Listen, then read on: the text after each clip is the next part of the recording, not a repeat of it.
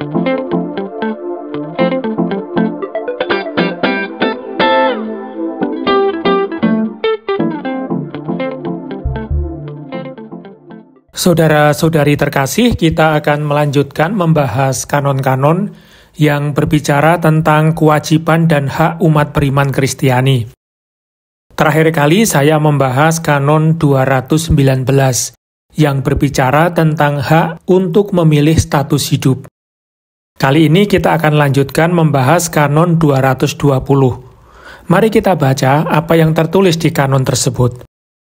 Kanon 220. Tak seorang pun boleh mencemarkan secara tidak legitim nama baik yang dimiliki seseorang atau melanggar hak siapapun untuk melindungi privasinya.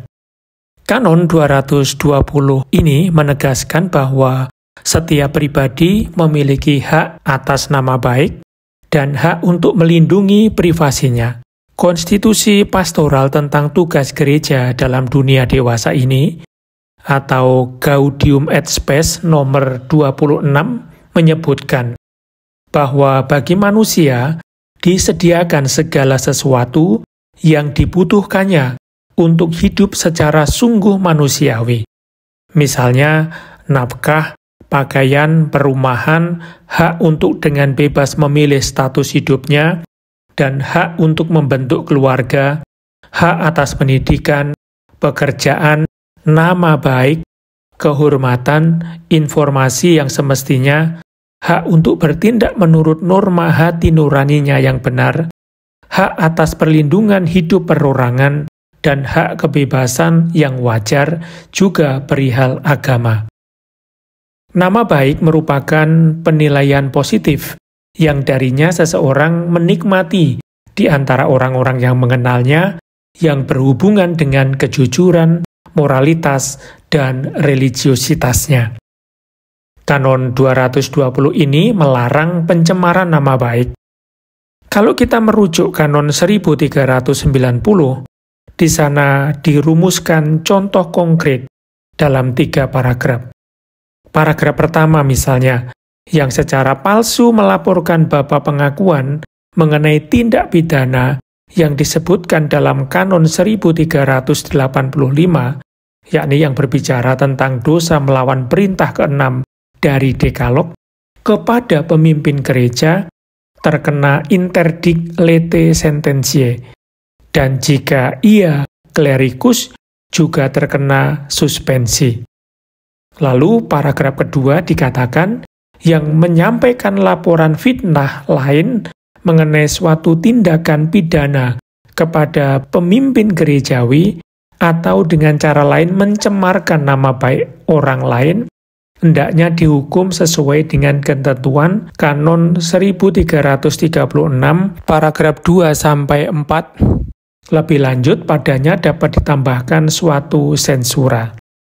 Dan yang terakhir, paragraf 3 dikatakan pemfitnah harus juga dipaksa untuk memberikan pemulihan yang sesuai.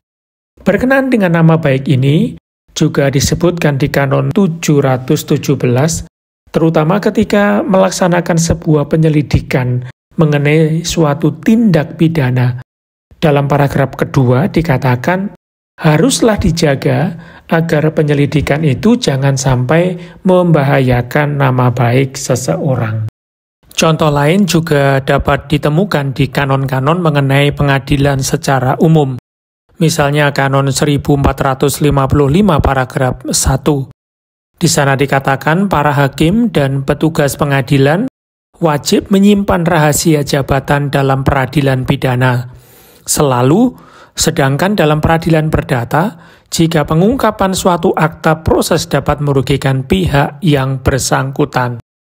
Lalu di paragraf 3, bahkan setiap kali hakikat perkara atau pembuktian adalah sedemikian sehingga penyebaran akta atau pembuktian dapat membahayakan nama baik orang lain, atau memberi alasan percekcokan, atau menimbulkan sandungan atau semacam kerugian lain, hakim dapat mewajibkan dengan sumpah para saksi, ahli, pihak-pihak yang berperkara, dan pengacaranya serta orang yang dikuasakan untuk menyimpan rahasia.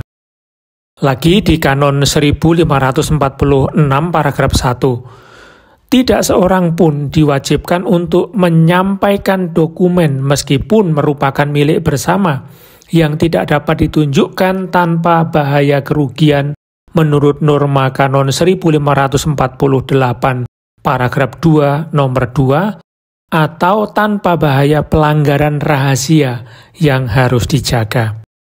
Namun, mencemarkan nama baik seseorang dilarang dan dihukum jika hal tersebut dilakukan secara tidak sah. Jika seseorang diberhentikan dari jabatannya atau dikeluarkan dari sebuah paguyuban atau persekutuan, diberhentikan sementara dari fungsinya, maka jelaslah bahwa ia kehilangan nama baik di tengah-tengah komunitas dan di antara umat beriman.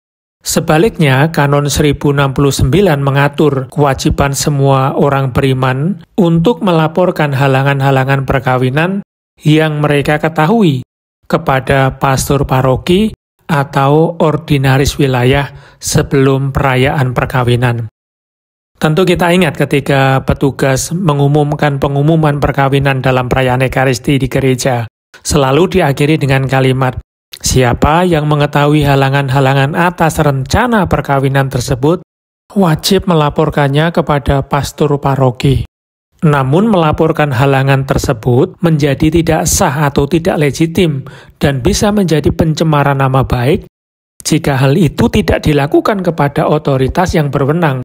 Dalam hal ini, pastor paroki atau ordinaris wilayah dan menjaga kerahasiaannya. Konferensi para uskup Italia misalnya menerbitkan sebuah dekret umum yang mengatur tentang perlindungan nama baik dan privasi pada tanggal 24 Mei tahun 2018 sebagai ganti dekret umum yang lama yang diterbitkan pada tanggal 20 Oktober tahun 1999. Kanon 220 juga melindungi hak untuk menjaga privasi atau rahasia seseorang. Gaudium et Spes nomor 16 menguraikan dengan sangat indah bahwa hati nurani ialah inti manusia yang paling rahasia, sanggar sucinya. Di situ ia seorang diri bersama Allah yang sapaannya menggema dalam batinnya, termasuk dalam kompleksitas internal seseorang yang dicirikan oleh dinamika psikologisnya. Dalam penerapannya, prinsip tersebut adalah bersifat mutlak dan tak bisa ditawar lagi jika menyangkut rahasia sakramental, sebagaimana dikatakan dalam Kanon 983 paragraf 1. Rahasia sakramental tidak dapat diganggu-gugat, karena itu sama sekali tidak dibenarkan bahwa bapa pengakuan dengan kata-kata atau dengan suatu cara lain, serta atas dasar apapun mengkhianati peniten sekecil apapun. Demikian juga berkenaan dengan rasa hormat yang harus dimiliki bapa pengakuan terhadap orang yang bertobat. Sebagaimana dikatakan di Kanon 979, dalam mengajukan pertanyaan-pertanyaan, hendaknya imam bertindak dengan arif dan hati-hati, dengan memperhatikan keadaan serta usia peniten, dan hendaknya menahan diri untuk menanyakan nama rekan berdosanya. Hak untuk menjaga privasi atau privasi seseorang ini juga diterapkan bagi pemimpin untuk mengetahui para calon untuk hidup religius maupun pelayan suci.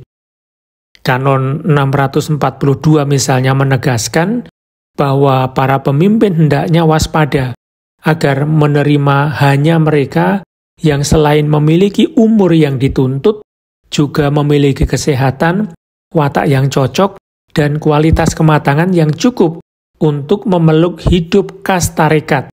Kesehatan, watak, dan kematangan itu kalau perlu, hendaknya dibuktikan dengan bantuan ahli, dengan tetap mengindahkan ketentuan Kanon 220.